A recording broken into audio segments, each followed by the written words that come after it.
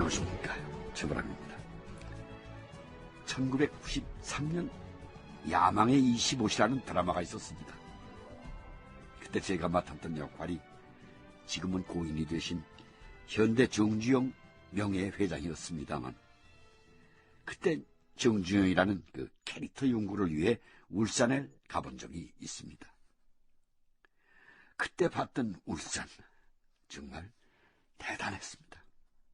가슴이 뜨거웠습니다. 정유, 조선, 자동차, 대한민국 산업의 심장이 여기에서 펄떡펄떡 뛰고 있구나 싶었습니다. 그런데 이 울산공업단지에 계획했던 공장들을 지을 때 어려움이 많았다고 하죠. 그 가운데 핵심은 바로 돈이었습니다. 1962년 삼성의 이병철, 조선견직의 김지태, 삼호그룹의 정재호 회장 등은 울산 비료 공동투자체를 구성하고 비료공장 건설에 강한 의지를 갖게 된다. 관련 기록이다. 5.16 직후 이병철 씨는 부정축제자로 몰려 환수금 80억 환을 통고받았다. 이를 비료공장을 건설해 주식으로 납부하기로 결정을 본 후 울산 비료 주식회사를 설립했다. 그런데 문제는 자금이었다. 상공부는 미국 대외원조 기관인 국제개발처, 즉 USAID의 한국 현지 상설 하부기관인 유솜에게 AID의 저리자금 융자를 요청했다. 대한민국 상공부에서 요청한 내용을 우리 유솜이 충분히 검토했습니다. AID에서 차관을 해주는 문제도 긍정적이고요. 감사합니다. 근데 조건이 하나 있습니다. 예? 조건이라뇨? 당신들이 짓겠다고 하는 비료 공장은 주로 질소질 비료 아니요? 예, 그렇습니다.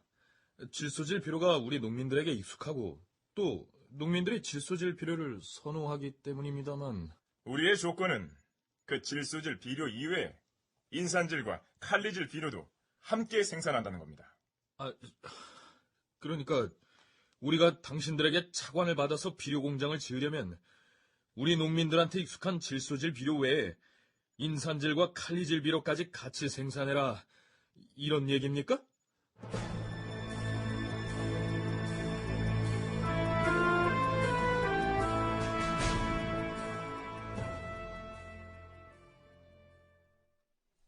상공부 관계자로부터 유솜의 조건을 전해들은 이병철 회장은 당황한다. 인산질이나 칼리질 비료는 일단 농민들이 선호하질 않아요. 게다가 질소질 비료 공장 하나면 될 걸 인산질, 칼리질 비료 생산을 위해 불필요한 공장을 더 지어야 합니다. 필요하지도 않은 투자비가 더 들어가야 되는데 굳이 그렇게 해야 하는 이유가 뭡니까? 그 이유를 다각도로 파악을 해봤습니다만 그게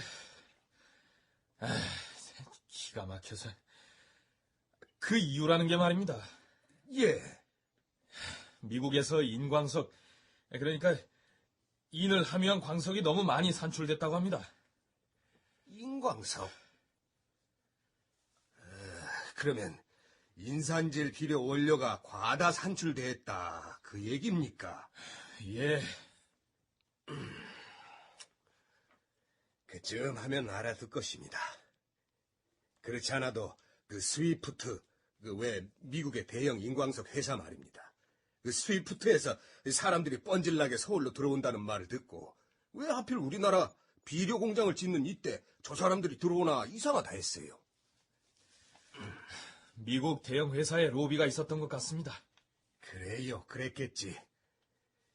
AID에서 비료 공장을 지을 조건으로 돈을 빌려주는 대신 우리더러 인산질 비료, 칼리질 비료를 생산할 수 있는 공장을 지으라고 하는 거겠지요. 우리 농민들이 인산질 비료나 칼리질 비료를 선호하지 않는데도 말이요.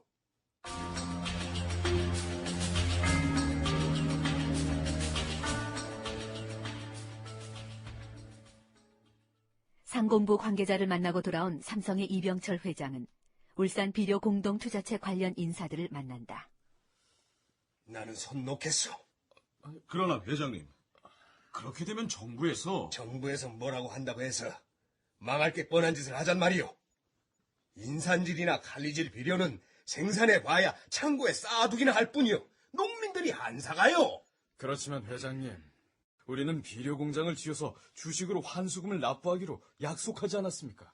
그 환수금 전액 현금으로 다 납부하고 나는 손 떼고 말겠소.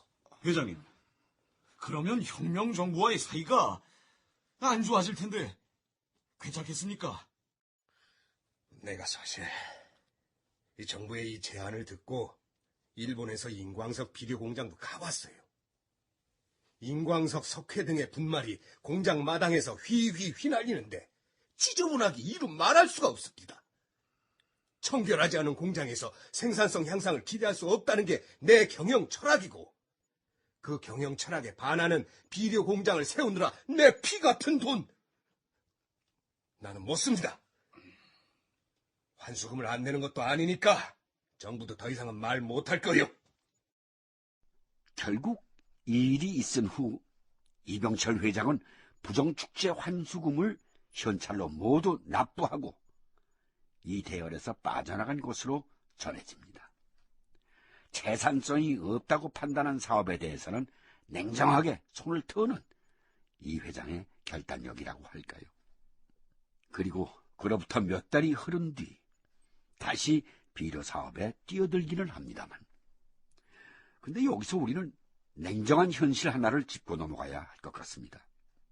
당시 미국은 우리의 중요한 원조국가였고 많은 도움을 줬습니다만, 사업을 놓고서 그들은 철저히 기업 논리를 따지더라는 겁니다.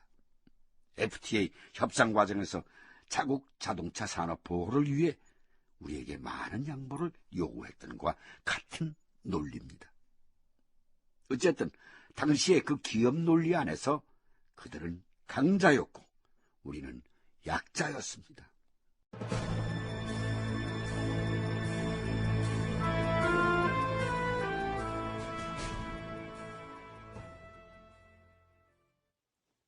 약자가 강자를 이기는 길은 하나밖에 없어. 자립 경제. 응? 그것은 나의 수건이고 나라의 수건이요. 그러기 위해서는 꼭 필요한 산업이 정유, 그리고 제철 사업인데. 석유 그리고 제철 사업. 1963년 초 박정희는 상공부 장관 박충훈 그리고 대한석유공사 초대사장 이성호와 마주 앉았다. 그 가운데 특히 정유 공장은 무슨 일이 있어도 민족 자본으로 건설해야 해. 해외 메이저 정유 회사를 끌어들였다가는 국제 석유 자본의 영향력에 완전히 먹히게 된다니까. 국제 석유 자본들이 중남미 시장을 그런 식으로 먹어 들어갔다고. 하지만 각하, 1차 출자만으로는 정유 공장 건설이 어렵게 돼 있습니다. 산만 꽂아놓고 손 털고 나오는 꼴이 되고 만다니까요. 각하, 이성우 사장의 말 틀리지 않습니다. 다시 한번 생각해 보시기 바랍니다. 그러니까 그 인자들은 외자 도입을 해서라도 이 정유 공장 건설을 해야 한다. 이 얘긴가? 비록 사업의 진척이 더디고 많은 어려움을 감당하더라도 내자만으로 정유공장을 건설할 것이냐. 국제 자본의 압력이라는 위험성을 감수하더라도 외자를 동원해 신속히 정유공장 건설을 할 것이냐. 박정희는 깊은 고민에 빠진다. 관련 기록이다.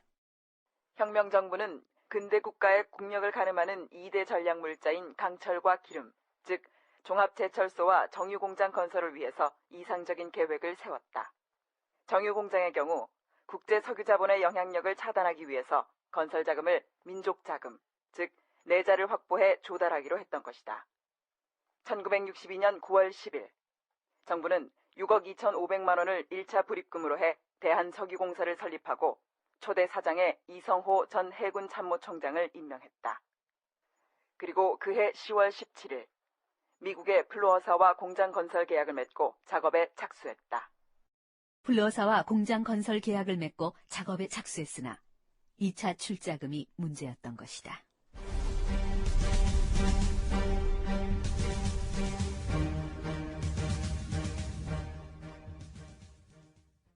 박정희는 이 문제를 놓고 경제기획원장 유창순, 상공부 장관 박충훈을 비롯한 경제 참모들을 소집한다. 김학열이 예, 각하.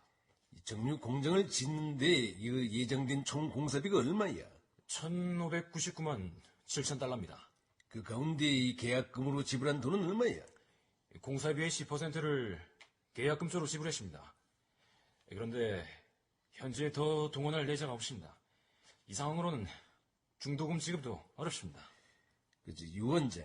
예, 중도금을 지불 못하면은 어떻게 되는 거요? 계약 관례상 원금을 떼게 돼 있습니다. 그 외자 한 푼이 아쉬운 이 마당에 이 원금을 떼일 수는 없잖소. 그러나 각하, 냉정하게 생각하셔야 합니다. 지금 우리한테는 돈 한 푼이 아쉽습니다. 외환 사정은 더욱 나쁩니다. 그런데 어디서 돈을 끌어다 중도금을 지불합니까? 불가능한 일입니다.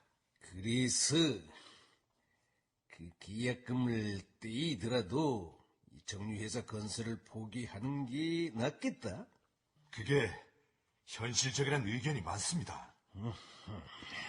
각하, 응. 방법이 있습니다. 일전에 말씀드렸습니다만 외자를 도입해서 박 장관, 정유 공장은 적어도 국가기관 산업이요. 국가기관 산업 건설을 외국 자본을 도입해서 한단 말이오.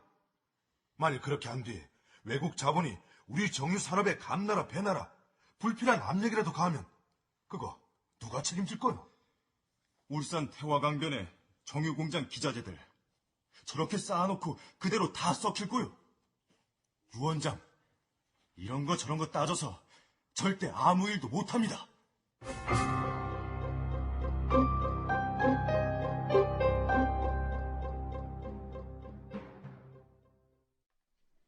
결론은 쉽게 나지 않았다. 경제 관련 회의를 마친 박정희는 경제기획원 부원장보 김학열과 마주 앉았다. 경제기획원에서는 이 신중하자고 하고 이 상공부에서는 밀어붙이고 임자 생각은 어때? 경제기획원 사람이라 이 경제기획원 편인가?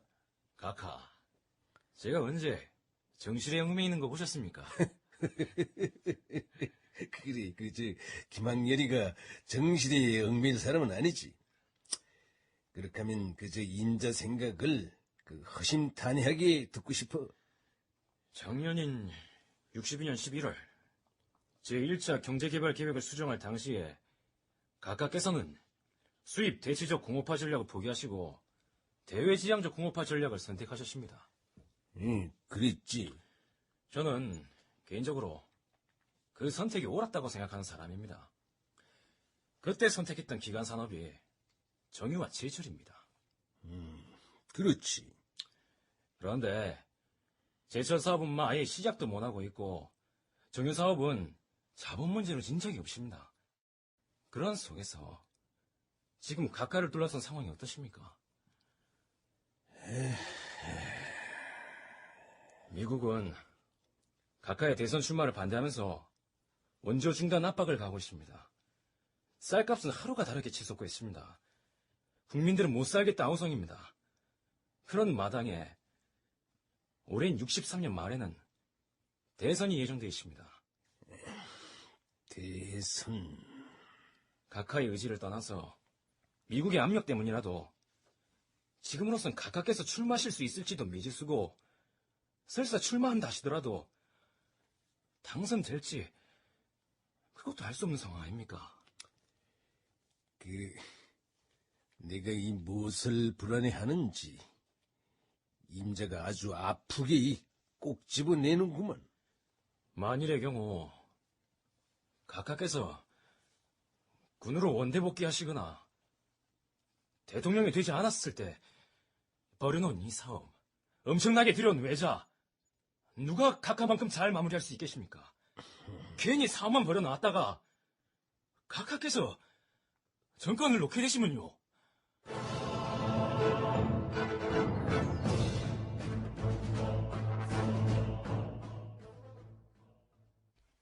이사장! 이성우 사장!